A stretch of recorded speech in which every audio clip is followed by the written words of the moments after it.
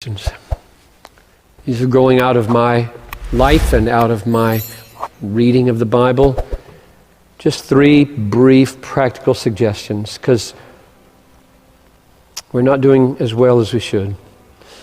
Now, suggestion number 1 in your life of prayer for 2009: set aside a time and a place each day and don't leave it to chance. Set aside a time and a place each day and don't leave it to chance. The devil defeats most praying before it happens because we didn't make a plan.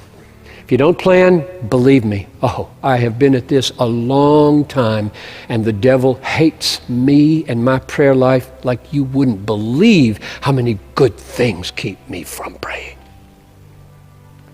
Not sin. Sin does not keep me from praying. Righteousness keeps me from praying. Answering holy emails and other holy things. And just checking out one more piece of relevant news to pray about at whatever news service you click on. It's not evil that keeps us from praying. It's good things, and He is shrewd to the bottom. So, pick a place and pick a time and show up. Number 2, I suggest that you combine your praying with reading the Bible, and that you take what you read in the Bible and you turn it into prayer. Because your brain, if it's a typical human brain, will have a very hard time holding a train of thought while you pray with no help from the Bible. Try it for just 10 minutes without your brain flipping out onto the dust you see on the Venetian blinds. Just try it. He is wicked in His goodness. It needs to be dusted. Wouldn't be sin to get up and dust it. Would it? Use the Bible and turn the Bible into prayer. Read, pray, read, pray, read, pray, read, pray, as long as you want to or can. That's number 2. Number 3, I suggest that you pray in concentric circles. You can either pray from the outside in or the inside out. And what I mean by concentric circles is, I'm the most needy spiritual person I know. At least I know my sins better than I know anybody else's. So I pray about me a lot. Have mercy upon me. Convict me. Kill me. Change me. Guard me. Humble me. Destroy those aspects of me. I pray about me a lot because of how sinful I am. And then you move out from me to my family. Pray about Noel, pray about Talitha, all my sons, all my daughters-in-law, all my grandchildren. That's another circle. Then I move out from there to the staff. I can name the staff and the elders. And then I move out to you, the church. And then I move out from there to the wider movement of Christ around the world, our missionaries and the whole global cause of Christ. And then I move out from there to the political, historical arena of the world. I don't pray about galaxies or anything like that, but my universe, as far as prayer goes, stops pretty much at the planet. I don't pray for the devil or angels.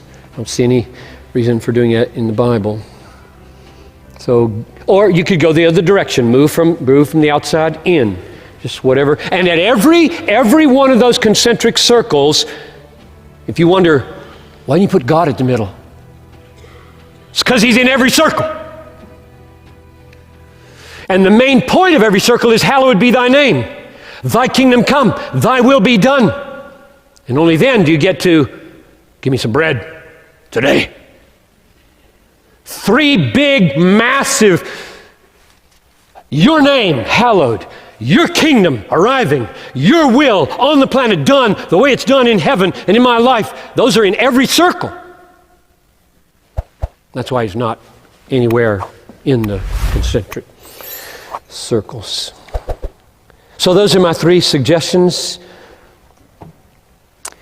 The hard truth is, we Christians don't do very well. We've done some surveys over the years at Bethlehem. It's pretty sad when we do them. I don't like to do them. I get discouraged. We don't pray very much. Pray at meals, maybe, unless we're still stuck at the adolescent stage that thinks good habits are legalism. We may whisper prayers before a tough meeting that we're walking into. We may throw him a kiss as we crawl into bed.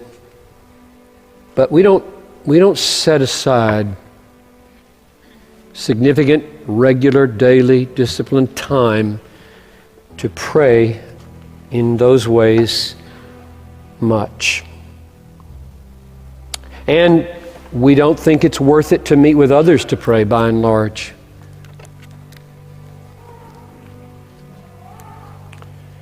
And we wonder, why is my faith weak? Why is my hope feeble? Why is my passion for Christ small? And meanwhile, across these rooms, the devil is whispering in your ear, some of you. The pastor's getting legalistic now. He's moving into the legalistic phase of the sermon. He's starting to use guilt now. He's getting the law out now. That's what he's saying. To which I say, to hell with the devil and all of his destructive lies. Be free, Bethlehem.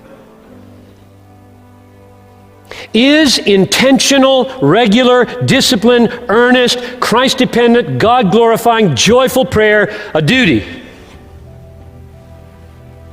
A discipline? Do I go to prayer meetings Tuesday morning, Wednesday afternoon, Friday morning, Saturday afternoon, Sunday morning, Tuesday mornings or Saturday meeting? Do I do that because it's a duty, out of discipline? Well, you could call it that. It's a duty the way it's a duty for a scuba diver to put on his air tank before he goes underwater. It's a duty the way pilots should listen to air traffic controllers. It's a duty the way soldiers in combat should clean their rifles and load their guns.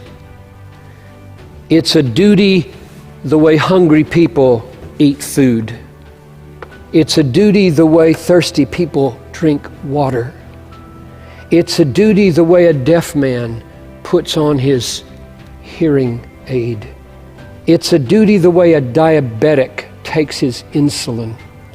It's a duty the way Pooh Bear looks for honey. It's a duty the way pirates look for gold. So you call it duty if you want. It is like that. I hate the devil. I hate the way he is killing some of you by persuading you it's legalistic to do regular, set-aside, disciplined praying. I hate the devil and the way he's killing you.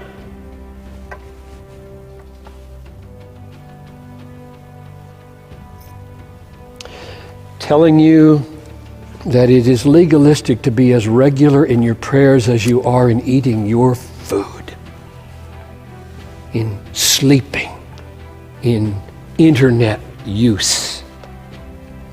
Oh, we struggle with those, don't we? Legalistic to eat 3 times a day. I think it is. Sleep every night, for goodness sakes. Mix it up.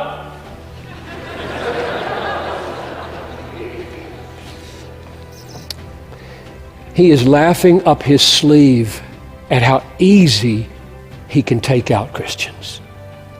The devil is. He is laughing up his sleeve at what suckers we are for his worn out, this is legalism. You should just look at him and say, I'm older than that. I'm not in 5th grade anymore. I've grown up a little bit. Get out of my life.